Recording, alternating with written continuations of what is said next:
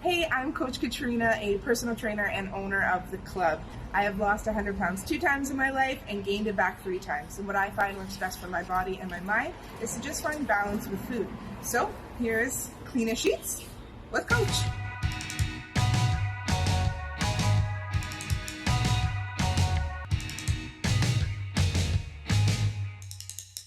Hey y'all, Coach Katrina here. Today I am cooking spaghetti squash. I'm making meatballs, and I've already made some homemade sauce, which I'm going to tell you how I made. So first, I'm going to do the meatballs. I just have 2 eggs. I'm going to whisk them together. Now, this recipe calls for 1 egg per pound of meat, and I have 2 pounds of meat here. I have lean ground pork and lean ground beef. You can just use one or the other, or you can even use like veal as well. It's completely up to you. Typically, my Nana used beef and pork, so that's what I'm going to use today. So eggs are in. I'm going to put a half a cup of breadcrumbs. Now you can choose just like regular breadcrumbs. You can make your own breadcrumbs. I just have store-bought today. A quarter cup of Parmesan cheese. Again, like if you had fresh, that would be the best, but I just have store-bought, like regular grated the stuff. So I'm using that, and then the rest. So we're gonna put some salt. We're gonna put some ground black pepper. And I'm also gonna put onion powder and garlic powder. So some recipes also for meatballs like include using onions or using garlic like raw, but I prefer just to use the powder. And that looks like a lot, but it's only because the holes are really small in that one. This one, they're a bit bigger. So that was onion powder, this is garlic powder. And then the last thing is some dried parsley. And then that's gonna be pretty much it. Oh, it always comes out so slow. Basically, I'm just gonna whisk that together so it mixes. And then I'm going to be adding the meat in.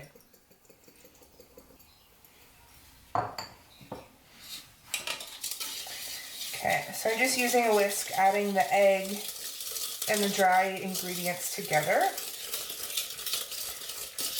Okay, now I can go ahead and add the meat in and roll them out. So pretty simple to make homemade meatballs. Now, of course, you can buy meatballs from a lot of places in this city, given the amount of Italian restaurant there are. As well, you can buy meatballs from the grocery store, like frozen, you know, whatever you prefer. A lot of the times I do just choose things that are already made. But I wanted to show that I do know how to make meatballs and that I do know how to make sauce, because I got a lot of flack in my last video when I used ragu from the store. So just trying to get my Italian card back today with this recipe. Although when I bring out the spaghetti squash, I'm sure that's going to offend some people too, but whatever.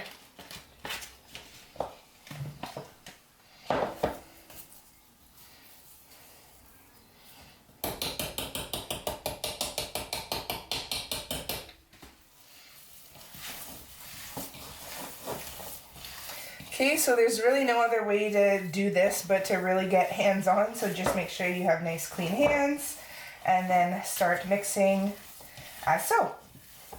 Wow, this is so crazy. I haven't made meatballs since Nana passed away, and there's something like, I don't know, I know what to do, and it's because I did it with her so much, but I haven't done it in so long. So this is like really taking me back to her kitchen right now, which I miss a lot.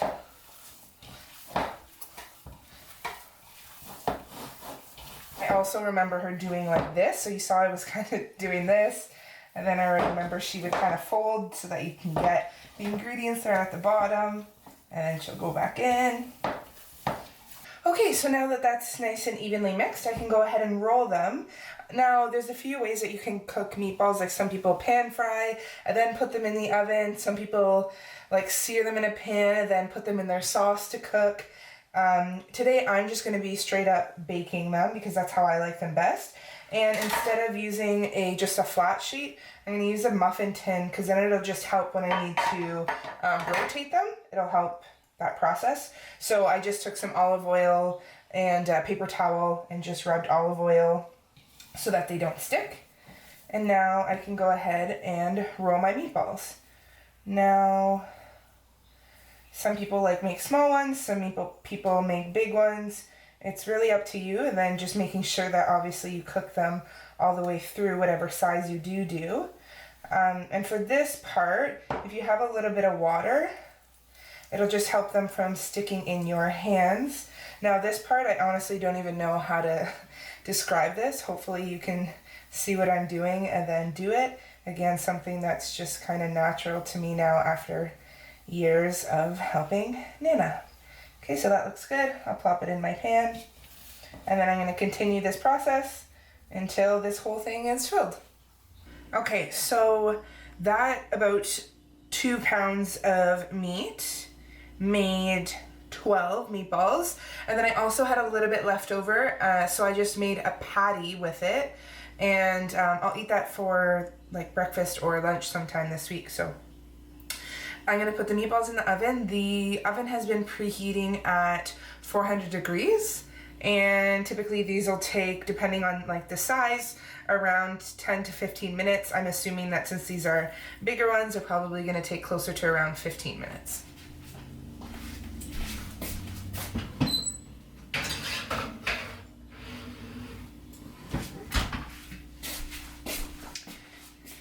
In about 8 minutes or so, I'm gonna take a peek at them. I'll flip them and then let them cook. So in the meantime, I can show you how I'm gonna do my squash. So I obviously cut a spaghetti squash in half, and there are multiple ways to cook spaghetti squash. I've heard that the easiest is in the microwave.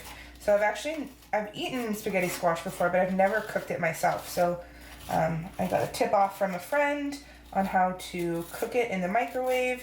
So basically I have a dish here that's microwavable safe, and it has about a ½ inch of water in it. So I'm just scooping out all the seeds, and then all I'm going to do is place this down in there, cook it in the microwave. Now if my microwave was bigger, I could have done both sides at once, but it's a bit of a smaller one, so I already have done one, and now just working on the second part. Okay, so I'm going to scoop this into the garbage. Okay, so now that that's all cleaned out, face down, nothing with it, into the microwave it goes for between 10 to 15 minutes, but the other side took 15 minutes, so I'm just going to put 15 minutes on the clock with this one and let it cook.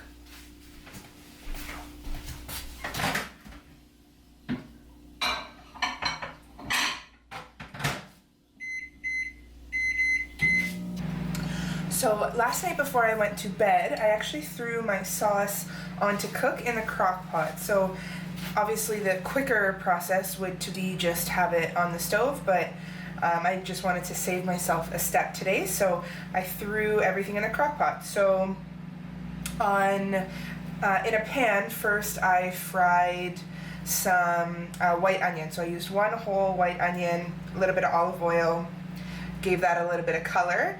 Then I put it into the crock pot.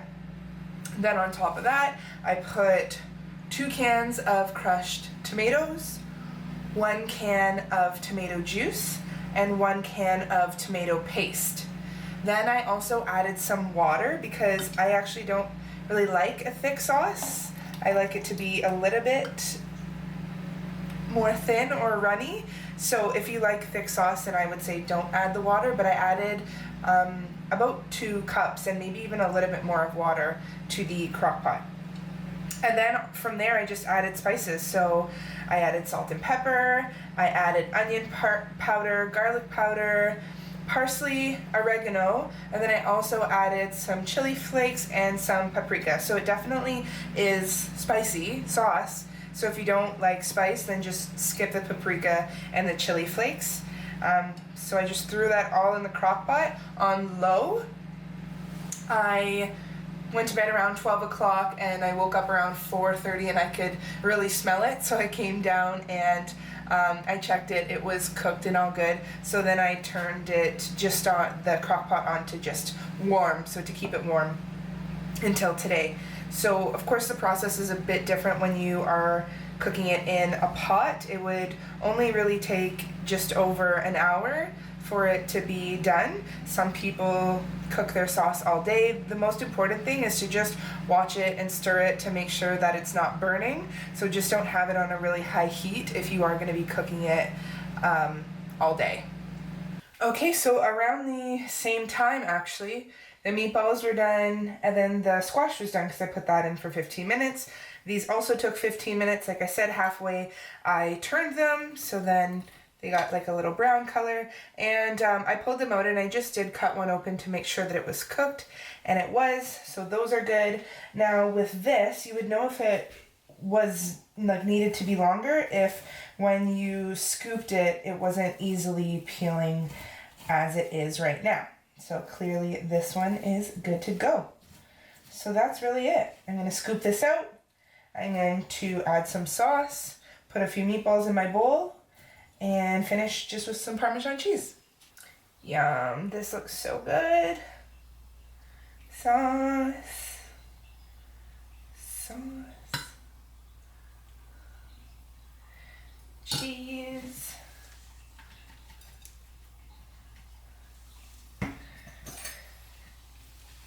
And there we have it. Spaghetti squash, homemade sauce, homemade meatballs.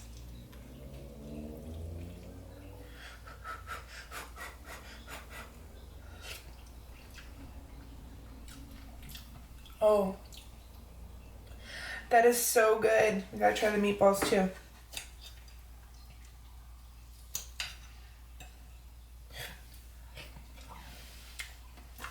Oh yeah, nailed it. Enjoy this recipe if you cook it. Hey y'all, Coach Katrina here. Today I am cooking sausage, rapini, and potatoes. So a pretty simple meat and potatoes kind of meal, but then of course as always, getting a vegetable in there somehow as well. So I just have extra hot sausage, and I'm going to be searing it before I bake it in the oven with the potatoes. So I'm just gonna let that start to sear on one side, and then I'll give it a flip. And first I put a little bit of olive oil on the pan just so that it didn't stick.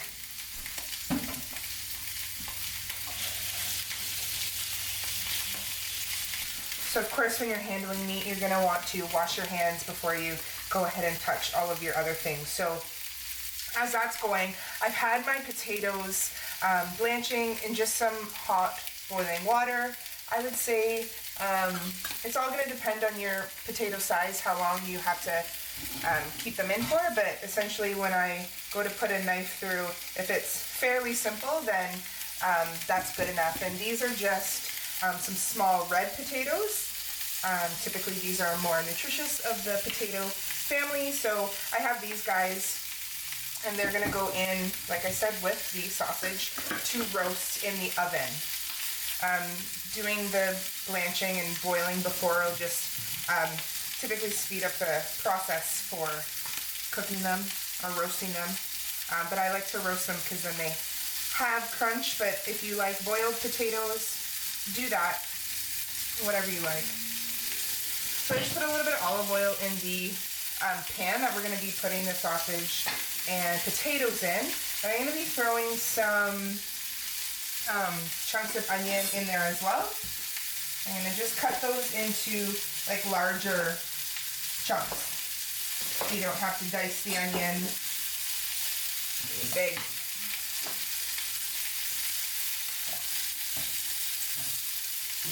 And that's just one whole white onion, but you can use really whatever kind of onion you have. And then I'm going to go ahead and cut the potatoes, some of them in half. Some of them are quite small, so like these size will be okay to just throw in there, but then some of them are like double the size, so those ones I'll cut just so that they roast evenly. So I'm going to finish cutting these and getting them into the pan, and then I'm going to season everything. I'm going to give these a flip.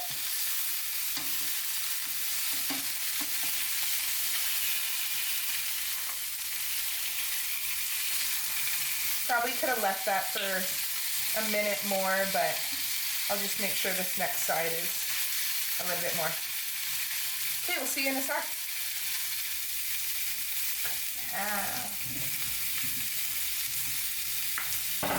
And there'll be some room for the sausage. Perfect. Separate these onions a bit.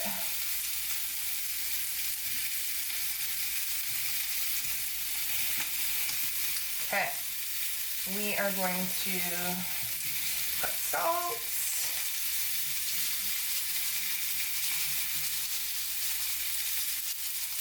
We're going to put some onion powder.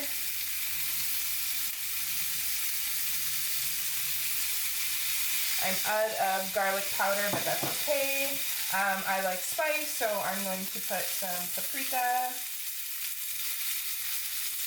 Or this is cayenne. Honestly, I forget. I think it's paprika.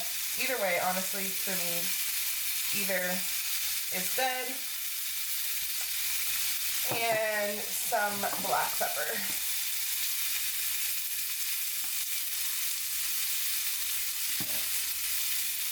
That was my sausage. Let's give these a whirl. I would say that I used about 2-ish, maybe a little bit more tablespoons of olive oil, because I don't want the potatoes to stick. And now I think our sausage is good. Yeah, that'll be good. I'll go with. So, as a single person, like obviously I'm not going to be eating all of this with my dinner tonight. But I like making meals like this that will last me a few meals throughout the week. So this will give me about 4 meals. So it'll be nice because either my lunch or my dinner will be taken care of for the next few days. Okay, so now I'm going to throw that at the oven. I have had the oven preheating at 300 and about 75 degrees. I'm going to turn this off for a sec, and I'm going to throw this in. So the next thing while that's in the oven that I'm going to work on is the rapini. Now, if you don't like rapini, have broccoli or have any other vegetable that you would like. Even a nice salad would be good with this meal.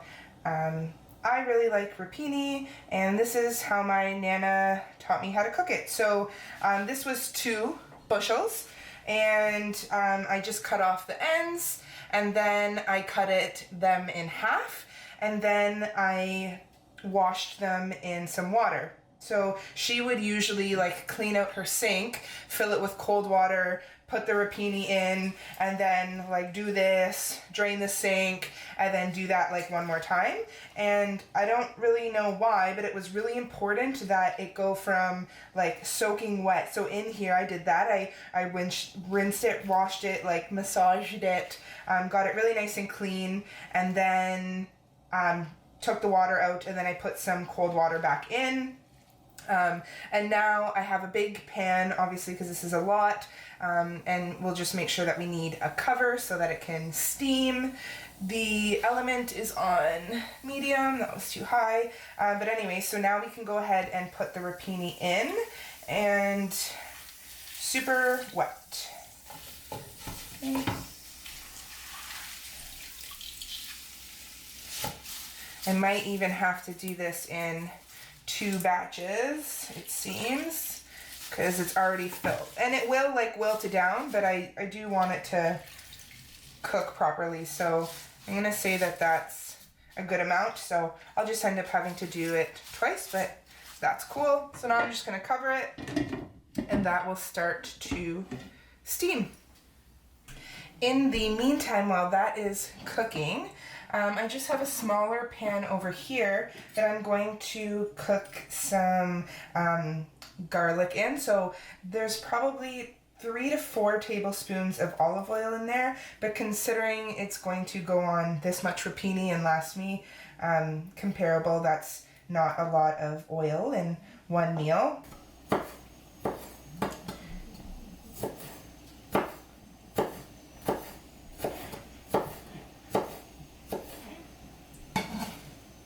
Okay, so obviously, like, if you don't like garlic, I would probably just suggest using a little bit of garlic powder still with the rapini to give it some flavor, but if you like garlic, feel free to go crazy and put as many cloves as you want.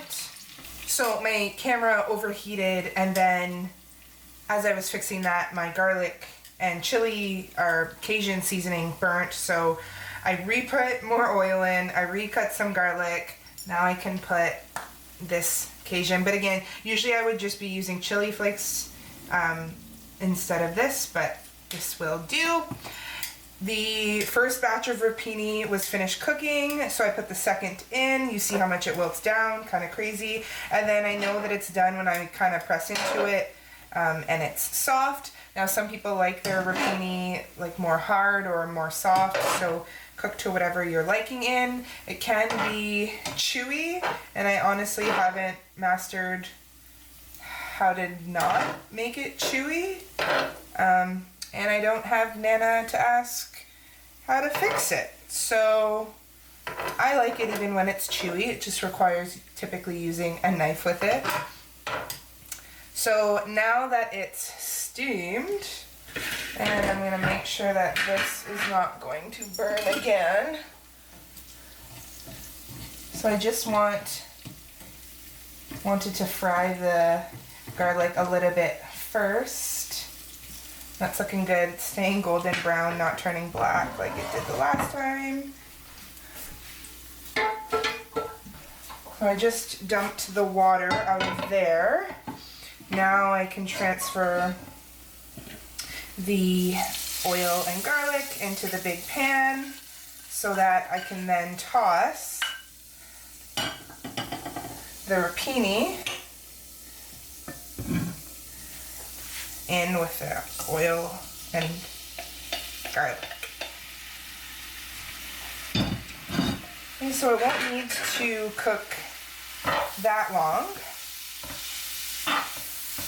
since it's already pretty well done, as is the garlic. Just gonna toss it a bit, leave this to fry, and then I'm gonna check on my sausage, probably going to flip it, and soon this will be all ready.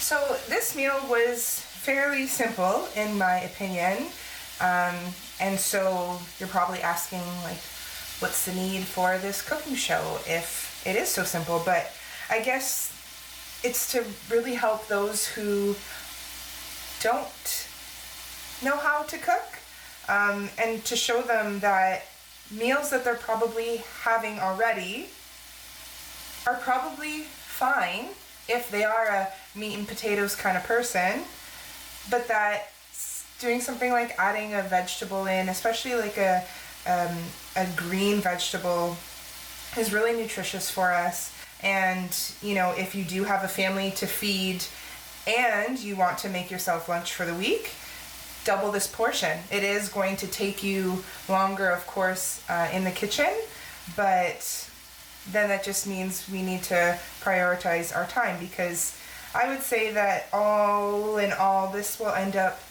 taking about 30 minutes. So maybe if it takes that extra 45 or hour in the grand scheme of our day, I would say that's a relatively small amount of time to be able to provide a meal as well as cook 3 to 4 meals for your week. Ooh, and I forgot to salt my rapini, so definitely add a generous amount of salt. And so this has been frying probably for about 5 minutes, and it's pretty much done. Another thing with rapini, some people like to cut it up, like I only chopped it in half. Some people like to chop it like in 4, so then pieces are more bite-sized, but it's really up to your preference. So now I'm just gonna put this in a container. If I was smart, I'd be putting it right into little Tupperware containers now. And definitely make sure you get all of the garlic and all of that juice in there. Don't want any of that flavor being left out. Beautiful.